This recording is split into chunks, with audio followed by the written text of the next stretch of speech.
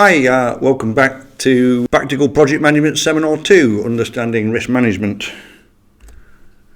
little bit of a recap if you weren't here last week. Hopefully you got the email that we sent out. If you didn't manage to get the time to catch up on that yet, just a bit of an introduction. My name is Russ Hadfield. I'm the Product Development Director at Repton Projects, which primarily means that I'm in charge of all things software. We've developed a project management system called Project on Demand, which is a big comprehensive toolkit that allows you to manage a project primarily from one single tool. Standing next to me at the moment is Nick Hollis. He's the Managing Director of Repton Projects, and unfortunately not here today is Peter Storer. He's a consultant that works with us that's also helped us develop this training seminars. We've got about 60 years worth of combined experience between us, so I won't labour the point. We went over this last week. The introduction to the course, I think everybody's here by the way, so I think we're actually good to start.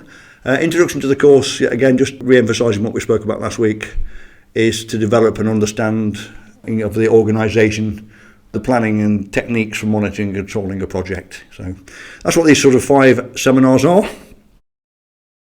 Recap a little bit about last week. We talked about an introduction to project management, where we talked about the project management lifecycle, the waterfall model, of course, which is made up of these 6 stages, which are startup, initiation, planning, design, execution and closure. We talked about what the different artifacts that we'd like to produce in each of those sort of phases. That the startup phase is about the idea, which we do a mandate for the project, into an initiation, which is about the justification for the project, which is really a business case, which is a cost-benefit analysis. Then we talked about the planning phase, where we gather the requirements for the project and document those.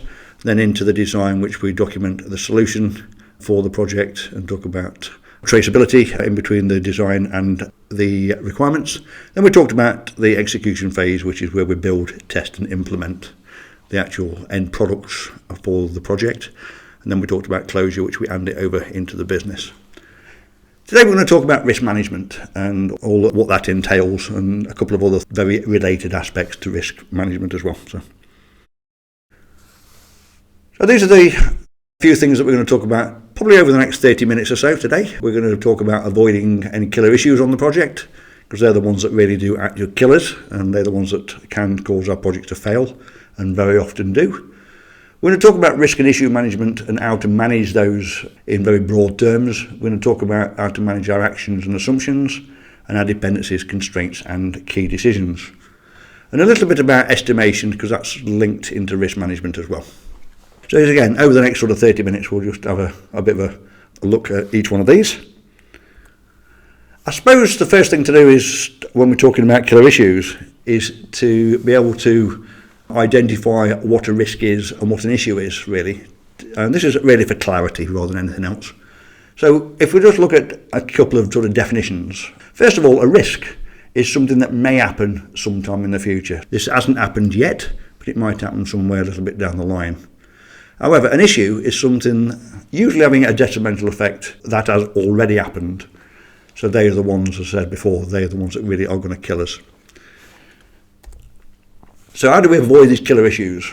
I think one of the key elements of this is to realise that if we get an issue, it must have already had a preceding risk. The only problem is sometimes we haven't identified what they are, so they come and really kill us along the way. For example of this is, say on the Monday we go to work and we've identified there's a risk that will not be sufficient funds in the budget to complete the project, and in this case we're trying to produce a new website for the customer. Well, on the Tuesday morning we've got an issue because there are not available funds in order to pay for the website. So in the course of the Monday and the Tuesday, it's gone from a risk that the sufficient funds will not be available or may not be available to they are not available now on the Tuesday. So we've turned a risk into an issue in 2 days. So they are 2 sort of basic definitions. We're moving on to risk and issue management as a process. We've got 4 major elements in this process that we need to be looking at. First of all, we need to identify and log the risk, and I'll be talking about each one of these a little bit more in turn. Then we need to perform an impact assessment on the risks once we've identified it and logged it. Once we've actually perform the impact assessment, we need to do a risk response plan, and then we can either eliminate that risk, we can mitigate against it, we can accept it, or we can perhaps transfer it to somewhere else. Then we always have to review these risks on a periodic basis. Risk identification is probably the most important part of the risk management process. And why that is because that if we don't identify the risk, we can't manage it, and then it becomes an issue and we don't know anything about it. So it's quite important that we actually look for these risks in a proactive way. So how can risk identification actually be classed as risk management? If we just leave this one on its own for a moment and just look at risk identification. If we look at the following scenario, that you've got a guy there on his way to bed and there's a nail sticking out of his bedroom floor, and there's obviously a risk that he might stand on that nail. So let's look for a moment and say that he doesn't know the nail is there. So what I'd like to sort of think about for a moment is, what is the probability, assuming that he doesn't know the nail is there, what's the probability of him standing on it? Is it a high probability, a medium probability, or low probability? I would say high, because he doesn't know it's there and it's on the way to his bed, so chances are over time he will stand on it. So we need to actually be able then to mitigate that risk or eliminate it or whatever we want to do.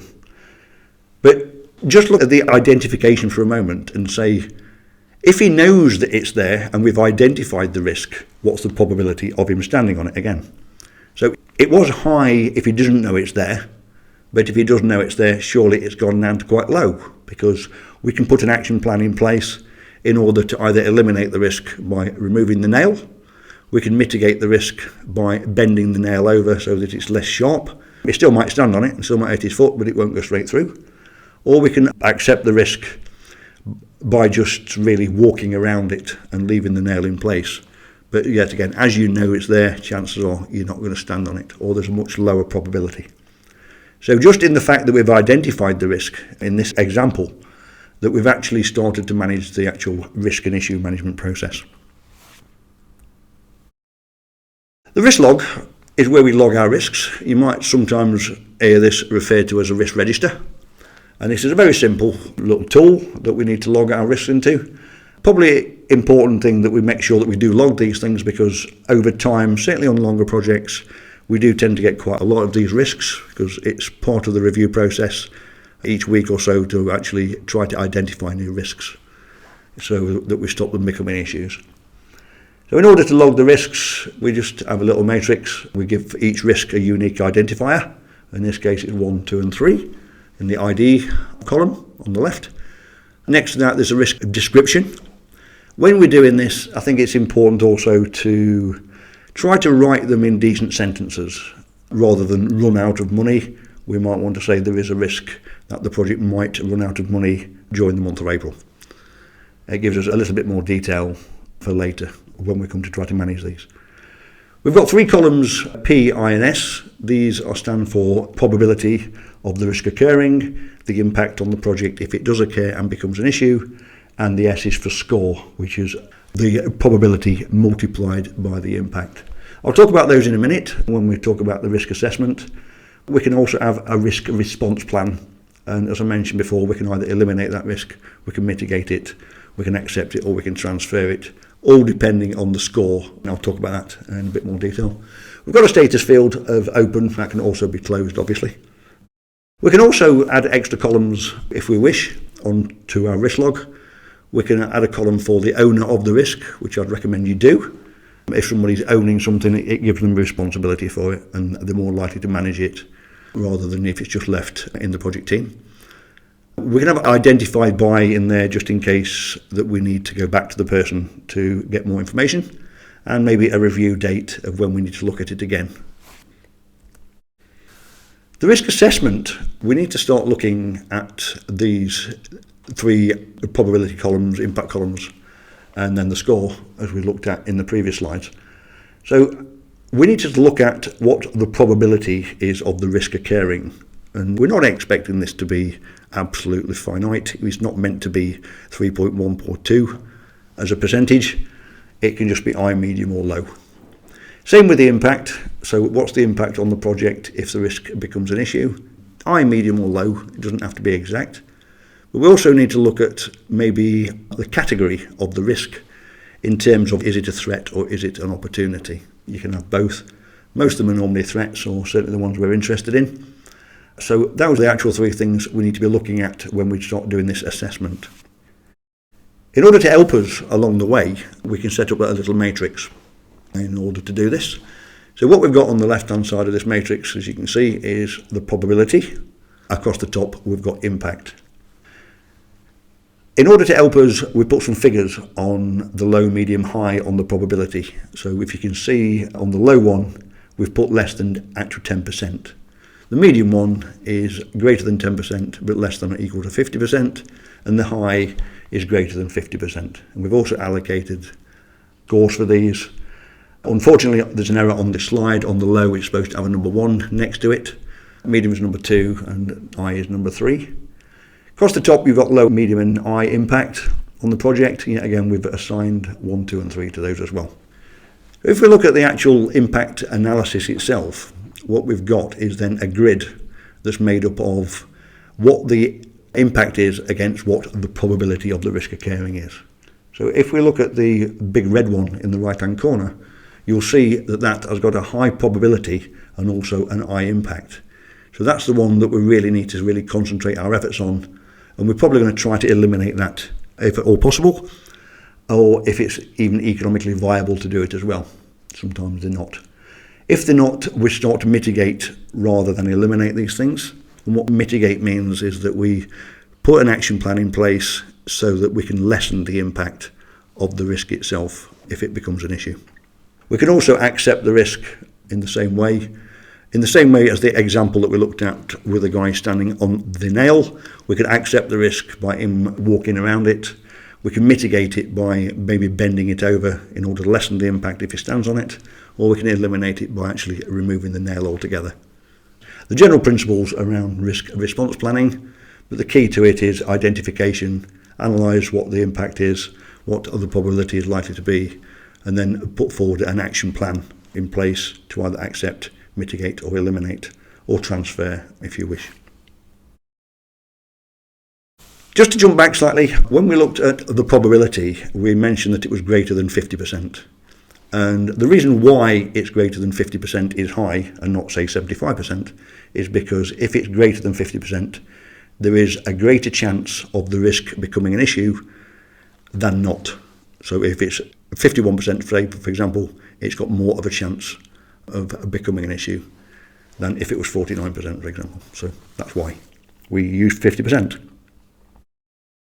We can add extra columns if you wish on this. Rather than have low, medium and high, we can have very low, low, medium, high and very high, all depending on how you really want to manage these risks. Just an alternative. I think what we also need to do for the final stage in the risk review process is to make sure that we don't just change the next review date and go back to it and change it again for a week further down the line. We need to be managing these risks.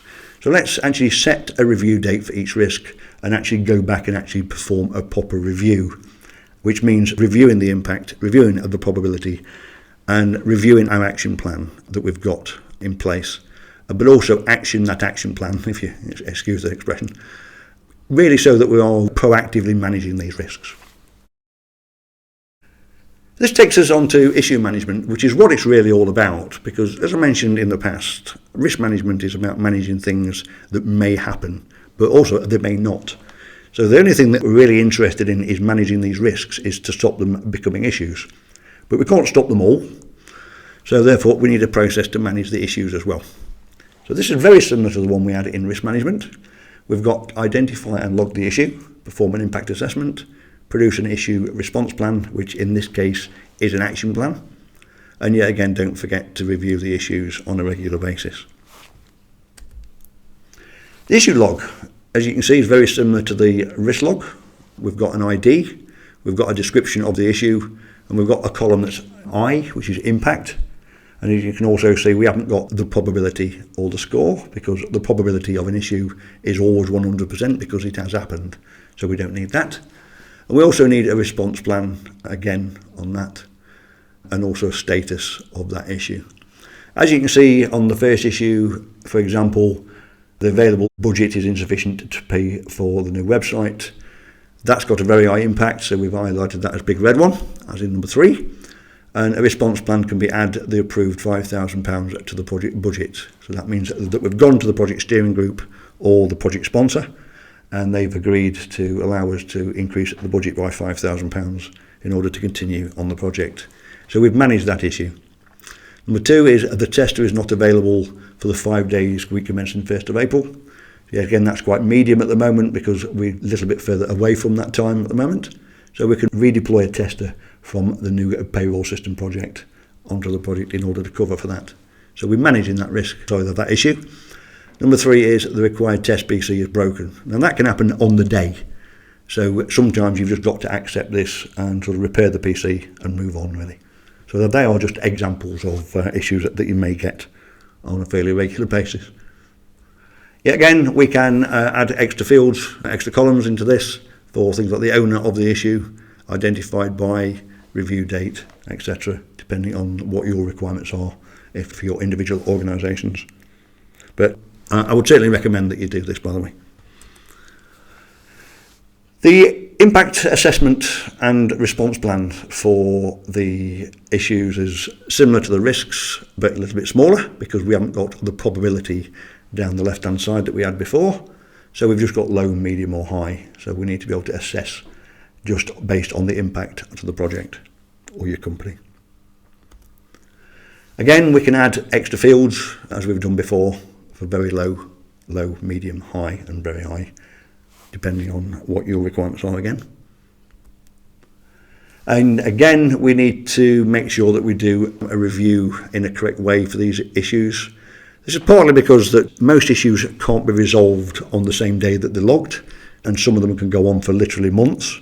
So we need to be able to log these and review the progress against resolution on a regular basis. So I would strongly urge you to actually set these review dates and go in and actually do a proper fundamental review of the issues, certainly around your action plans on your response plans in order to rectify them. Actions and assumptions, we need to manage these, obviously. An action, we need to log the actions in an action log. You might be saying to me, well, actually, don't these all the actions and tasks go into the project plan? Yes, to a point, but there are always a few left over that we don't want to actually put into the formal project plan. These are things that maybe come out of meetings, out of phone calls, the day-to-day management stuff that we really need to do in order to ensure the project moves forward in a rather timely manner. So we've actually have an action log here. We can just have a unique identifier again, a description of the action, who owns that action or who's going to perform the task in order to do the action, what the required by date is, and then the status of the action, which is open and closed. This basically means that we can go in and also sort of review these and make sure that everybody's doing what they're supposed to be doing. We can also put extra columns in again, things like the identified date and a review date that we want to go back and review the action to make sure people have done what they said they're going to do. Assumptions is another log in the project toolkit. We make assumptions throughout the life of our project. If we go back to the 6 stages of the project life cycle, startup, initiation, planning, design, execution and closure, right the way through that we're going to be making assumptions. Some of them are going to hold true, some of them unfortunately won't. So we need to manage these so that they don't turn into issues again. So it's a form of sort of risk management in a way. So it's important that we log these assumptions so that we can manage them in a controlled way really. So in this case, we've got ID number 1. There is an assumption that the requirements for the new website will not include any extraordinary items or elements. And that one is owned by Nicholas. So we need to sort of validate that assumption over time to make sure that it still holds true. So we need to be able to manage these. Again, we might want to put extra columns in for, say, implications if the assumption is either true or it's false, what the identified date was, etc., as in all the other logs that we've talked about. Again, but it's very important that we log these things, and a lot of project managers actually don't do this when they really should be doing. I highly recommend that we do this. Dependencies, constraints and decisions are the final 3 logs that we need to maintain. Looking at the dependencies, This is in exactly the same way that we've done all the other logs, that we've got an ID that is unique, and then we've got a sentence or two describing what the dependency is. So in this case, we've got a dependency on another project. So as you can see really from the slide, as the project team are fully employed on the new payroll project, this project must be completed before the new website project can begin. So what this is really saying is our project team are currently employed on another project, which has got to be complete in order to release that project team onto our project. So we've got a dependency on the other project being completed before we can start our own. It's owned by Nick Hollis. He'll be very pleased to hear that. And it's required by the 1st of April. So the dependency on the other project hopefully is going to be completed by the 1st of April. So we need to try to monitor that and make sure it is. If not, we need to move the goalposts somewhat. And the status again is open or closed. Again, we can have identified date and review date, etc.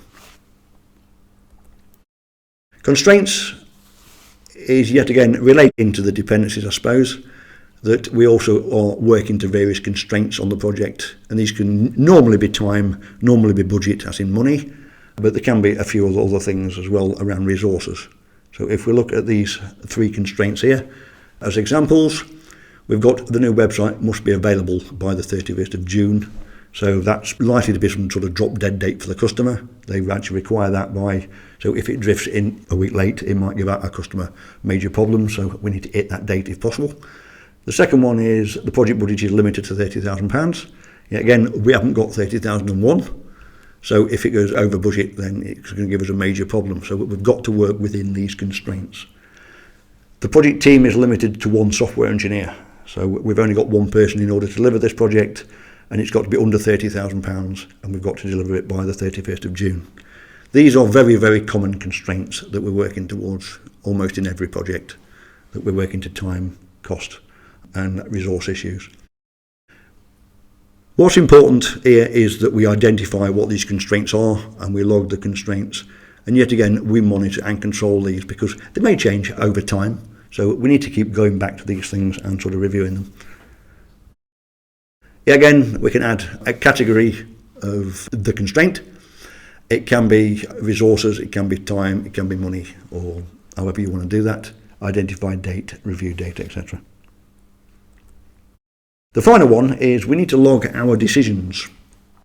This is important because people sometimes forget what they say, and they make a decision maybe in a corridor meeting, and it can have catastrophic consequences, certainly to the project manager, if they go ahead and actually do something, and then the person who makes the key decision either forgets it or there's any miscommunication along the way. So in this case, we've got 2.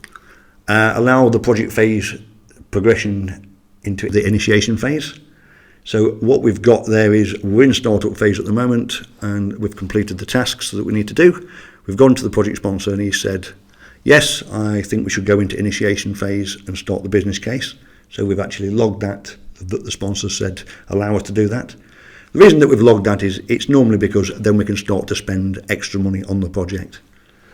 Number 2 is an additional £5,000. A budget has been allowed on the project. So in a previous example, we used an issue that we've basically ran out of money. So we've gone back to the steering group and asked for a further £5,000, and they've said yes. So therefore, we've actually logged that as a decision in our decision log. Like all these things, we talked about constraints and the dependencies. We don't just need to stick them into the logs and forget about them, as we've mentioned with the others. We need to go back and really review these. So I won't labour the point, but I presume you get what I mean by that by now. The final thing we're going to talk about today is a little bit about estimation. And the reason we're going to talk about estimation is because it's difficult and it's related to risk management. Because if we get the estimations wrong in terms of cost and time, it can have catastrophic issues on the project, causing us to fail miserably. So we need to talk a little bit about estimation. So if we look at our project that we've been using throughout the 2 seminars so far as an example of how to build a website. So often we get this horrible question of, so how long is it going to take in order to build this website? And assuming that we don't know, because we haven't built this particular website for this particular customer before, and we might thinking it might take 100 days, might take 50 days, might take 5 days, might take 10 days. Certainly the estimations around the early parts of the project prior to going into what the requirements are for the project can be really difficult, so we have to try our best in order to estimate this, but we can also sort of refine the estimates as we progress throughout the project. So again, we don't actually know this at the moment. The difficulties with estimation, as I've just been saying, that estimating is what we do when we don't know. So if you put yourself into a situation that we're trying to build a website for a customer, and we've actually written the mandate and we've done the business case, but we haven't really sat down with the customer yet to find out what the exact requirements are. We still need to understand a little bit about how long we think it's going to take to actually produce this website. So we have to actually build these estimates and then refine them again as we get more information. But sometimes people actually take these initial estimates as absolute definite sometimes, so we have to be careful about that. We've also got different ability levels on the project. So for example, on the website project, we've got a software engineer who's going to build the website for us, a web designer. And we've either got a very experienced web designer that's got about 15 years experience and he's done this 500 times in the past, or we've got a very junior web developer that's fresh out of university and he's only ever done one of these before. You can imagine this has got very different amounts of potential estimates, can be completely different. The one that's had lots of experience is probably going to do it a lot faster than the one that's had limited experience. So we need to take that into account of who is going to do this job when we estimate. Number 3, I've put people lie, and I don't mean to say that people lie in any malicious way, but sometimes they add what's called their own contingency. So what contingency is it's extra time or extra money that we allocate onto tasks in order to assume that the estimate is not that accurate. So all depending on the level of confidence that we have in that estimate is the level of contingency that we allow for it. So if we're not very confident at all, we might add extra contingency. If we're fairly confident about the estimate, we might not add any or only a small amount. The project managers normally add the contingency into these things. So if somebody says that it's going to take 5 days, we'll normally add on another day for contingency. But sometimes when you ask these people how long a task is going to take to do, they can add their own level of contingency as well. So say that I know a task is really going to take 3 days, but I'm not entirely sure, so I might say 5 days.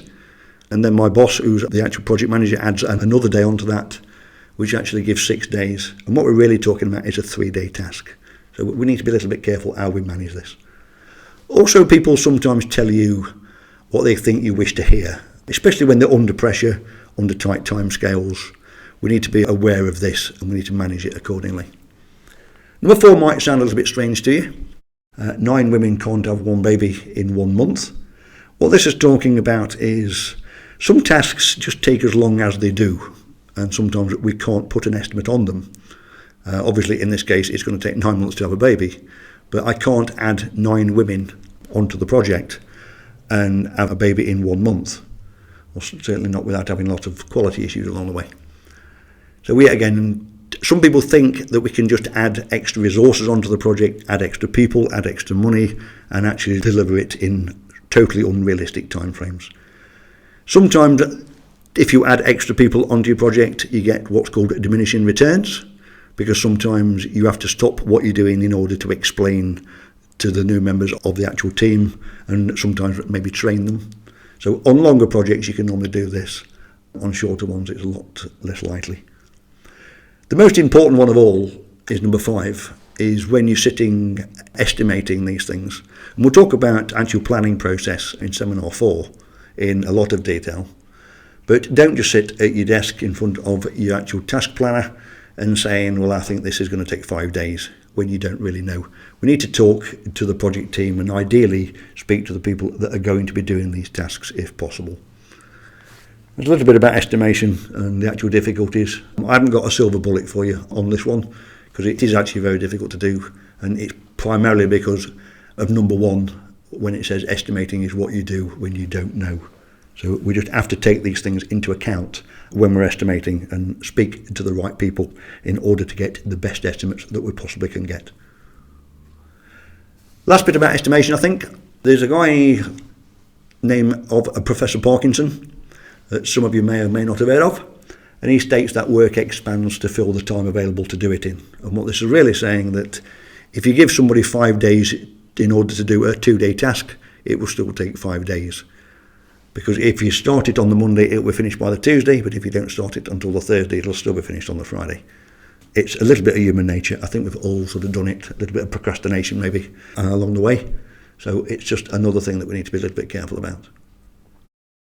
So that's the end of the seminar today about risk management, and we've obviously spoke about issues and actions and dependencies and constraints and decisions, and a little bit about estimation. But if you take anything away from this half an hour seminar, please really remember these 3 things. Certainly, if possible, don't allow your risks to become issues, because as I mentioned before, a risk is something that may happen, an issue is something that has happened, and they're the ones that are really going to kill us. So avoid those killer issues if possible. And you do that by managing those risks. Don't perform the estimation process on your own. I think this is vital that we don't do this.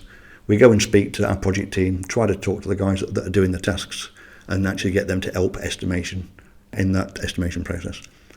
And also 9 women can't have one baby in 1 month. So try not to urge to just add other people onto the project in order to reduce the timescales. Sometimes it can do, sometimes it can actually increase the timescales. So that's actually finished for today. Next week we're going to talk about quality management and how we ensure that we build quality into the projects right from day one. If you haven't already joined that Facebook group in order to ask any questions or to look at what other people are posting on there, please feel free to join our Facebook group. It's a closed group, as I mentioned last week, so it's a way to contact us. We normally look at them ideally every day, if not every 2 days. We'll certainly get back to you as soon as possible with any questions that you might have. I hope you've enjoyed the risk management seminar today. Next week, as I said, we'll talk about quality management, so I'll hopefully see you then. I'll be emailing you the link to the recording of the seminar as soon as I get back to my desk. Thanks, and I'll see you next week. Bye.